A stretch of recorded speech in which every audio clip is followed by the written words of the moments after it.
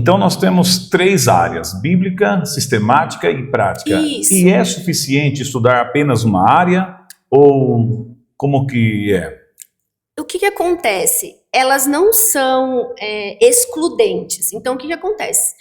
A teologia bíblica não é melhor do que a sistemática ou que a prática. Na verdade, elas são complementares. Então, para eu fundamentar bem uma teologia sistemática com as suas doutrinas, eu preciso ter um bom conhecimento de teologia bíblica. E para que a minha prática seja bem fundamentada, eu preciso da sistemática e eu preciso da bíblica. Então, na verdade, são áreas complementares, a teologia bíblica, a teologia sistemática e a teologia prática. Se a gente fica só com a bíblica e com a sistemática, nós vamos ter aí bastante teoria, mas nós precisamos colocar em prática. Então elas são complementares, elas se complementam. Ok. E uma não é mais importante que a outra. Nós precisamos de tudo. Ok, então, às vezes as pessoas falar, eu quero estudar só sistemática, porque até mesmo algumas pessoas gostam de entrar em alguns temas que traz conflitos, que traz discussões, trindade, dicotomia, tricotomia, não é? E aí ela fala, não, só quero estudar sistemática, só quero aprender a respeito dessas coisas, e não quer uma prática, então vou dizer um termo peruano, nem chicha nem limonada, nem uma coisa nem outra.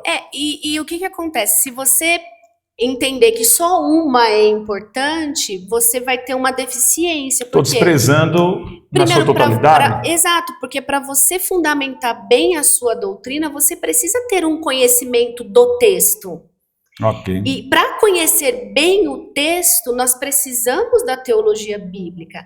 Mas, ao mesmo tempo, eu preciso ter as minhas doutrinas bem estabelecidas. Então, nós precisamos dessa organização da teologia sistemática. Então, uma coisa não exclui a outra. Tá. E, claro, as duas sem a prática, eu sempre digo assim, uma teologia que não transforma...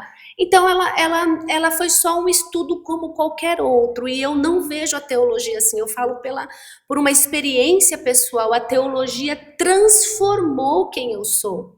Por quê? Porque a partir do momento desse conhecimento de Deus, a minha prática precisa mudar. Então, não tem como eu ter um excelente estudo teológico, mas na minha prática não haver nenhuma transformação.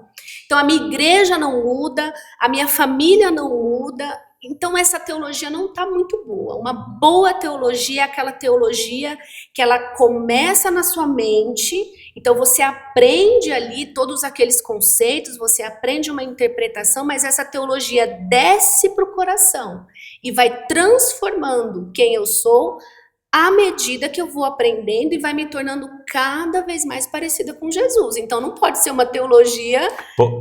Poderia dizer que uma boa teologia, ela ilumina a mente, aquece o coração? Com certeza. Então, e muda as minhas práticas.